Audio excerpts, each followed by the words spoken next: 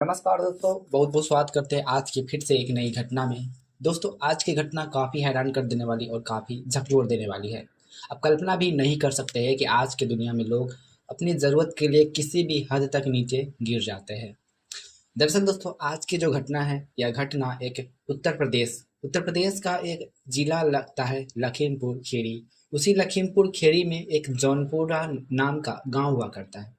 उसी गांव का रहने वाला एक 45 से 50 वर्ष का शख्स, जिसका नाम था नरेश त्रिपाठी। नरेश त्रिपाठी के घर में उसका मात्र एक ही बेटा होता है, जिसका नाम रहता है कमल।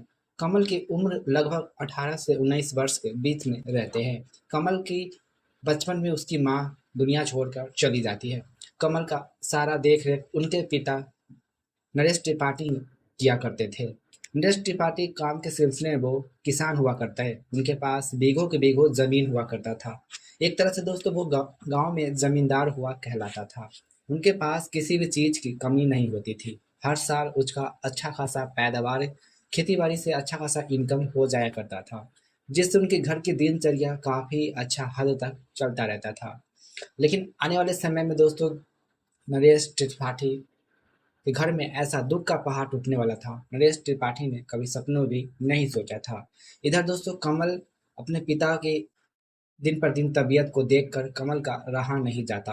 कमल अपने पिता की खेतीबाड़ी पर भी हाथ बटाया करता था। उसके पिता का सपना था कि आगे चलकर मेरे बेटा एक बड़ा सा आदमी इंसान बने। ठीक वैसा ही होता है। अपने पिता की मजबूरियां देख कमल दिन रात मेहनत करता और मेहनत करता। आने वाले समय में वो अफसर पुलिस की तैयारी में जुट जाता है और दरोगा की वो तैयारी करने लगता है और समय गुजरता रहता है। लगभग दोस्तों, कमल की उम्र लगभग 24 से 25 वर्ष के हो चुके होते हैं।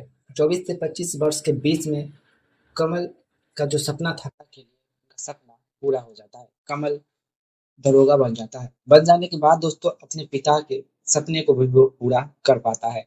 लेकिन आने वाले अगले साल ही कमल का एक पास के ही गांव से एक रूबी नाम की लड़की से उनकी शादी हो जाती है। शादी हो जाने के बाद कमल के पिता का जो भी सपना था वो पूरा हो जाता है। कमल के पिता नरेश त्रिपाठी का भी सपना था कि घर में एक बहू आए।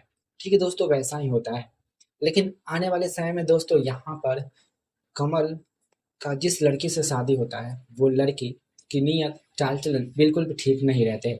कमल के जितने भी सैलरी मिलते थे महीने के, वो सारे पैसे वो यूं ही अपनी फैशन मेकअप में लुटा दिया करती थी। और इस तरह से दोस्तों, दिन समय सब कुछ गुजरता रहता है।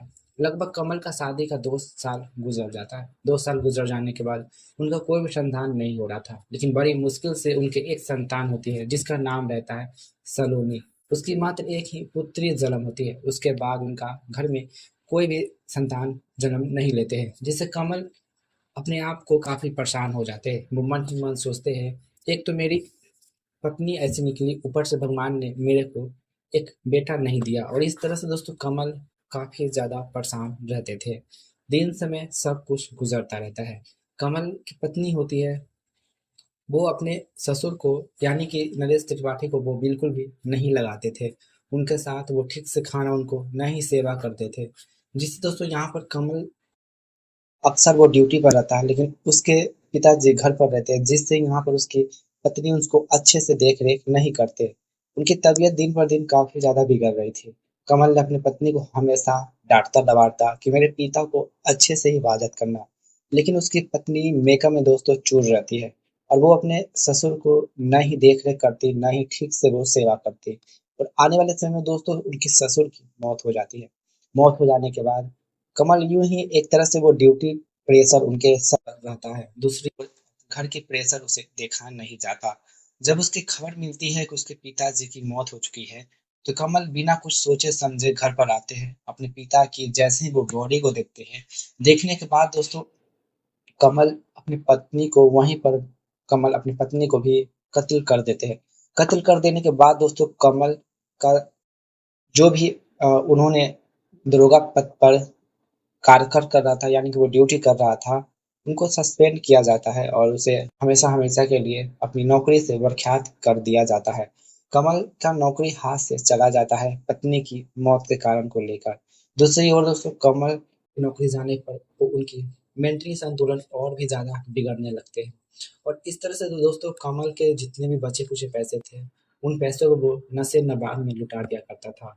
उनकी दिमागी संतुलन दिन पर दिन बिगड़ने लगती है। दूसरी ओर उसकी बेटी होती है सलोनी, उसकी उम्र लगभग 11 से 12 वर्ष के बीच में हो जाती है। और इस तरह से दोस्तों सलोनी अपने आप को काफ़ी टूट जाती है, क्योंकि उनके एक तो पिता उनका ऐसा बिहेव कर रहे हैं, दूसरी ओर सलोनी मन ही मन सोचती उसकी बेटी भी और उसकी माँ है जो अब नहीं रही, जिससे यहाँ पर सलोनी काफ़ी ज़्यादा दोस्तों परेशान हो जाते हैं।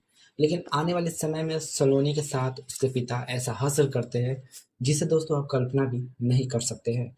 तो आखिरकार आगे क्या हुआ, उसके बाद सलोनी ने ऐसा क्या कदम उठाया, उसके बाद दोस्तों आप सुनेंगे तो आपको पैरों तले ज़मीन खिसक जाएँगे। तो कहानी में आगे बढ़ने से पहले वीडियो को अभी तक लाइक नहीं किए, तो वीडियो को लाइक करके चैनल को सब्सक्राइब ज़रूर करें। कमेंट बॉक्स में ये भी बताएँ कि वीडियो आप कहाँ के देखने वाले दर्शक हैं। कमेंट बॉक्स में अपना नाम, अपनी सिटी का नाम हमें ज़रूर लिखें और साथ में चैनल को भी सब्सक्राइब ज़रूर कर लें ताकि मेरा हौसला बढ़ता रहे। बिना देरी किए हुए चलिए कहानी की ओर बढ़ते हैं। दरअसल दोस्तों यहाँ पर नंदिनी जब पिता काफ़ी ज़्यादा उटपटांग हरकत करते थे, जिससे नंदिनी काफ़ी ज़्यादा परेशान हो जाती थी। मन ही मन सोचती करे सो क्या करे। दूसरी ओर उसके घर में एक नई खुशियाँ दुख में बदल जाती है। नंदिनी के जो भी सपने थे, जो भी अरमान थे, वो यूं ही पल में खत्म हो जाते हैं। नंदिनी के पिता के पास जो भी पैसे थे, वो सारे पैसे लुटा दिया करते हैं। दूसरी ओर नंदिनी की पढ़ाई भी पूरी तरह से चौपट हो जाती है। नंदिनी अच्छे स्कूल में पढ़ा करती थी, लेकिन उसकी पढ़ाई चौपट हो जाती है। और आने वाले समय में नंदिनी अपने पेट के लिए वो यूं ही उसके घर जाकर वो दाई का काम, पोछा लगाने का काम करती, जिससे वो उसे कुछ पैसे मिलते, उनसे उनका पेट तो भर जाता था।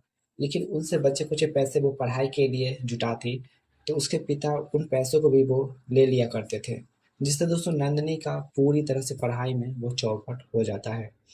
लेकिन आने वाले समय में दोस्तों नंदिनी अपने आप को काफ़ी टूट जाती है। दरअसल दोस्तों नंदिनी के पिता सारा दिन वो अपनी ड्यूटी सस्पेंड होने की वजह से उनके उनके दिमागी संतुलन दिन पर दिन बिगड़ जाते हैं। वो अपनी इस चिंता, इस गम में काफ़ी ज़्यादा वो नशे और भी ज़्यादा करने लगते थे। और इस तरह से वो घर पर आता हमेशा नंदिनी को डांट डवार करता था। और इधर दोस्तों कमल अपने आप को काफ़ी टूट जाता है। यहाँ पर दोस्तों कमल के जो बेटे जितने भी पैसे कमाते हैं, उन सारे पैसे को वो यूं ही ले लिया करते थे। एक दिन दोस्तों उनके बेटी सलोनी उन पैसों को नहीं देते हैं, तो कमल अपने आप को टूट जाते हैं। और इस तरह से दोस्तों यहाँ पर कमल जो होते हैं, जो अपनी बेटी को अ, इस हरकत को देखते हुए अपने आप को वो टूट जाते हैं। दूसरी ओर दोस्तों उसकी बेटी दिन पर दिन बड़ी होती जाती है और वो काफ़ी ज़्यादा हॉट सुंदर देखने लगती है। और कहीं न कहीं दोस्तों यहाँ पर उसके पिताजी जो होते हैं कमल, उनकी चाल से नीयत और भी ज़्यादा बिगड़ने लगते हैं। वो मौके का भी फ़ायदा उठाना चाहते थे।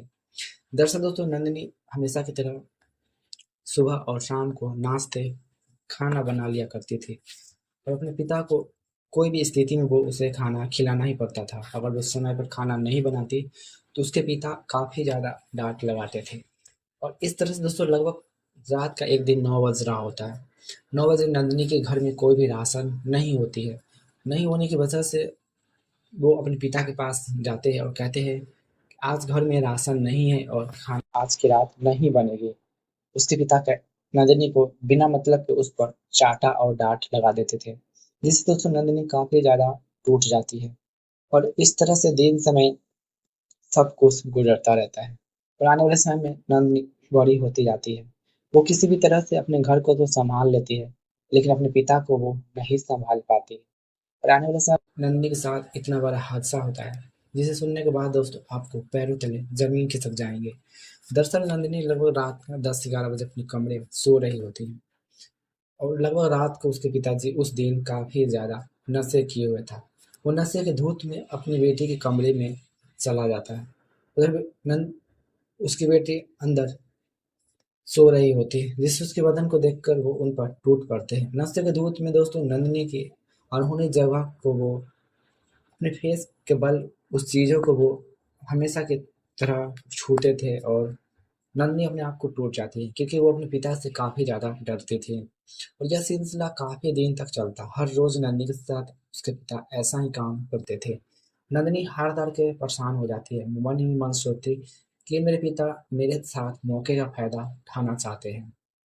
और इस तरह से लगभग दोस्तों काफ़ी दिन तक ये सिलसिला चलने के बाद नंदिनी हार डाल के अपने पिता को हमेशा हमेशा के लिए एक कदम उठाती है और अपने पिता को वहीं पर वो कत्ल करके हमेशा हमेशा के लिए वो जुल्म की सलाखों के पीछे वो चली जाती है और इस तरह से उसके पिता को भी मौत हो जाती है। नंदिनी का जो भी सपना था एक तरह से मिट्टी में बदल जाते हैं और इस तरह से दोस्तों नंदिनी की जो नई खुशियाँ थी वो पूरी तरह से दुख में बदल जाती है। तो दोस्तों आज की कहानी से किसी को दिल दुखाना, ठेस पहुँचाना मेरा कोई भी मकसद नहीं है। बस दोस्तों आप सबको जागरूक करना है कि आखिरकार आज की दुनिया में लोग अपनी ज़रूरत के लिए कितना भी हद तक नीचे गिर जाते हैं। दोस्तों यहाँ पर सलोनी ने यह सही किया या गलत किया कमेंट बॉक्स में ज़रूर बताएं। दरअसल दोस्तों सलोनी के पिता प्यार से नंदिनी भी पुकारा करते थे और सलोनी भी पुकारा करते थे। दोस्तों यहाँ पर सलोनी ने यह कदम उठाया या सही कदम उठाया या गलत कदम उठाया कमेंट बॉक्स में हमें ज़रूर बताएं। चलिए मिलते हैं आने वाले अगले कोई कहानी में और वीडियो को लाइक करके चैनल को सब्सक्राइब ज़रूर करें। तब तक के लिए मिलते हैं अगले खबर में, अगली कहानी में। Take care.